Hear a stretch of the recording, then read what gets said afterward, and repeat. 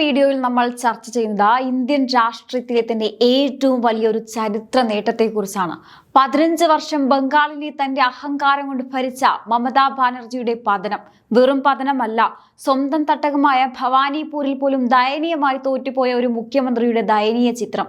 സുവേന്ദു അധികാരി എന്ന പുലിക്ക് മുന്നിൽ ദീദിക്ക് എങ്ങനെയാണ് അടിതെറ്റിയത്?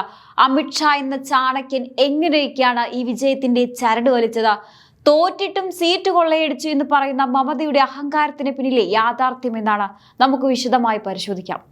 സ്വന്തം തട്ടകമായ ഭവാനിപൂരിൽ പോലും മമതയ്ക്ക് അടിതെറ്റി എന്ന് കേൾക്കുമ്പോഴാണ് ഇതിന്റെ ഒരു രസം. 15,000-ലധികം വോട്ടുകൾക്കാണ് അവർ തോറ്റത്. അതും താൻ കൂടെ കൊണ്ടു നടന്ന, പിന്നീട് തന്നെ വിട്ടുപോയ സുവേന്ദു അധികാരിയോട്. ഇതിനെയാണ് കാവ്യനീതി എന്ന് പറയുന്നത്. നന്ദിഗ്രാമിൽ തുടങ്ങിയ ആ പക സുവേന്ദു ഭവാനിപൂരിൽ തീർത്തു.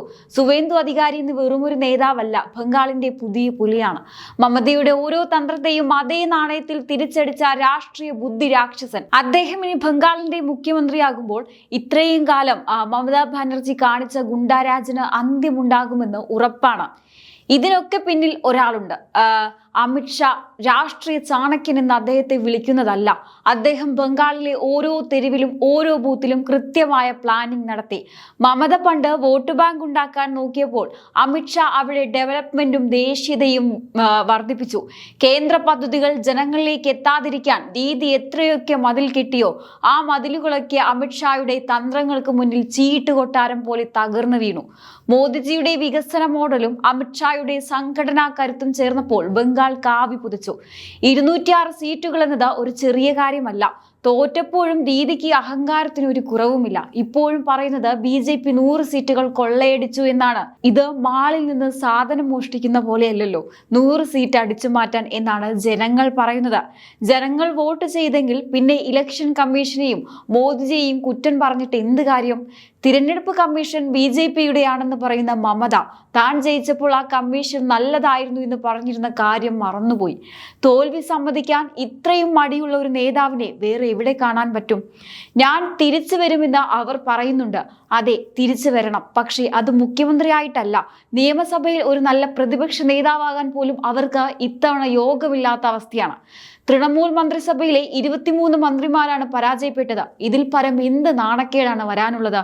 ബംഗാളിലെ സാധാരണക്കാരെ അടിച്ചമർത്തിയും ന്യൂനപക്ഷ പ്രീണനം നടത്തിയും അധികാരത്തിൽ തുടരാമെന്ന് കരുതിയവർക്ക് ജനങ്ങൾ നൽകിയ ഷോക്ക് ട്രീറ്റ്മെന്റാണിത്. CAA പേടിപ്പിച്ചും കേന്ദ്രസേനയെ തെറി വിളിച്ചും വോട്ട് പിടിക്കാമെന്ന് മമത കരുതി. പക്ഷേ ബംഗാളിലെ അമ്മമാരും സഹോദരിമാരും മാറ്റത്തിന് വോട്ട് ചെയ്തു. ഇനി അവിടെ ബോംബേറും കൊലപാതക രാഷ്ട്രീയവും നടക്കില്ലെന്ന് BJP ഉറപ്പ് നൽകി കഴിഞ്ഞു.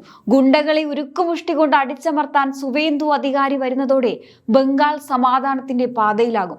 ദീദിയുടെ ഏറ്റവും വലിയ ധൈര്യം എന്തായിരുന്നെന്ന് അറിയാമോ? അവരുടെ വോട്ട് ബാങ്ക് രാഷ്ട്രീയം. ന്യൂനപക്ഷ വോട്ടുകൾ തന്റെ പോക്കറ്റിലാണെന്ന് കരുതിയാണ് അവർ ഓരോ തവണയും അഹങ്കരിച്ചിരുന്നത്. പക്ഷേ ഇത്തവണ ബംഗാളിലെ ജനങ്ങൾ ഒരു കാര്യം തീരുമാനിച്ചു. വികസനത്തിന് ജാതിയോ മതമോ ഇല്ല. ഇനി മറ്റൊരു രസകരമായ കാര്യം, ബംഗാളിലെ സ്ത്രീകളാണ്. പല പദ്ധതികൾ വഴി സ്ത്രീകളെ കയ്യിലെടുക്കാമെന്ന് മമത സ്വപ്നം കണ്ടു. പക്ഷേ ബംഗാളിലെ ക്രമസമാധാന നില തകർന്നപ്പോൾ, സന്ദേശ് ഖാലി പോലുള്ള ഇടങ്ങളിൽ സ്ത്രീകൾക്ക് നേരെ ആക്രമണം നടന്നപ്പോൾ ആ അമ്മമാർ പ്രതികരിച്ചു. അമിത്ഷാ തന്റെ പ്രസംഗങ്ങളിൽ ഈ പോയിന്റ് കൃത്യമായി ഉപയോഗിച്ചു. പണം നൽകിയാൽ സുരക്ഷ ലഭിക്കില്ല എന്ന സത്യം ബംഗാളിലെ ഓരോ വീട്ടിലും ചർച്ചയായി. വോട്ട് എണ്ണിക്കഴിഞ്ഞപ്പോൾ കണ്ടത് BJPയിലേക്ക് ഒഴുകിയ സ്ത്രീ വോട്ടുകളുടെ വൻ തരംഗമാണ്. അഹങ്കാരം കൊണ്ട് കണ്ണു കാണാത്ത ദീദി കരുതിയത് പണം കൊടുത്താൽ അധികാരം എന്നും കൂടെ നിൽക്കുമെന്നാണ്. പക്ഷേ ബംഗാളിലെ പെൺകരുത്ത് മമതയുടെ സിംഹാസനം കടപ്പുഴക്കിയെറിഞ്ഞു. ഈ തിരഞ്ഞെടുപ്പ് ഇന്ത്യൻ രാഷ്ട്രീയ ചരിത്രത്തിലെ തന്നെ വലിയൊരു നാഴികക്കല്ലാണ്. അഹങ്കാരം കൊണ്ടും വർഗീയ പ്രീണനം കൊണ്ടും അധികാരം പിടിക്കാമെന്ന് കരുതുന്നവർക്കുള്ള ശക്തമായ താക്കീത്. മമതയ്ക്ക് ഇനി പ്രതിപക്ഷത്തിരുന്ന് തിരിച്ചു വരുമെന്ന് പറയാം. പക്ഷേ ബംഗാളിലെ ജനങ്ങൾ ആ വാതിൽ എന്നേക്കുമായി അടച്ചു കഴിഞ്ഞു. തോറ്റാൽ ഉടനെ ഇലക്ഷൻ കമ്മീഷൻ ചതിച്ചു, കേന്ദ്രസേന തല്ലി, മെഷീൻ ഹാക്ക് ചെയ്തു എന്നൊക്കെ പറയുന്നത് ദീദിയുടെ സ്ഥിരം നമ്പറാണ്. അത് ഇത്തവണയും ഇറക്കി. ഇനി നമുക്ക് സുവേന്ദു അധികാരിയിലേക്ക് വരാം. മമതയുടെ തണലിൽ വളർന്ന പിന്നീട് മമതയെ തന്നെ വിറപ്പിച്ച കരുത്തൻ.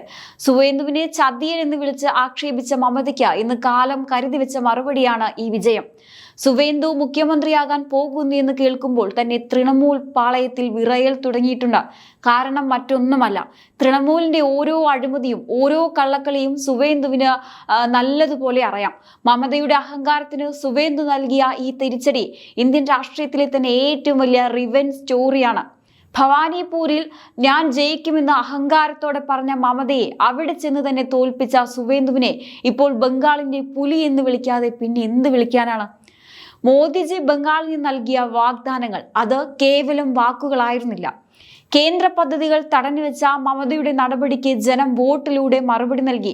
ആയുഷ്മാൻ ഭാരത് മുതൽ PM കിസാൻ വരെ ബംഗാളിലെ സാധാരണക്കാരിലേക്ക് എത്താതിരിക്കാൻ നീതി കെട്ടിയ മതിലുകളെല്ലാം ഈ ഇലക്ഷനിൽ തകർന്നു വീണു. മോദിയുടെ വികസന സ്വപ്നങ്ങളും അമിത്ഷായുടെ സംഘടനാ കരുത്തും സുവേന്ദുവിന്റെ പ്രാദേശിക സ്വാധീനവും ചേർന്നപ്പോൾ ബംഗാൾ ചരിത്രത്തിലെ ഏറ്റവും വലിയ നാഴികക്കല്ലായി മാറി. അപ്പോൾ സുഹൃത്തുക്കളെ, നമ്മൾ ഇത്രയും നേരം ചർച്ച ചെയ്ത കാര്യങ്ങളിൽ നിന്ന് ഒന്ന് വ്യക്തമാണ്, ഇത് വെറും ഒരു ഭരണമാറ്റമല്ല, ഇതൊരു രാഷ്ട്രീയ ശുദ്ധീകരണമാണ്. ഇന്ത്യയിലെ മറ്റു സംസ്ഥാനങ്ങളിലെ പ്രാദേശിക പാർട്ടികൾക്ക് ബംഗാൾ നൽകുന്ന വലിയൊരു മുന്നറിയിപ്പുണ്ട്. ജനങ്ങൾ എന്നും നിങ്ങളുടെ പോക്കറ്റിലാണെന്ന് കരുതരുത്.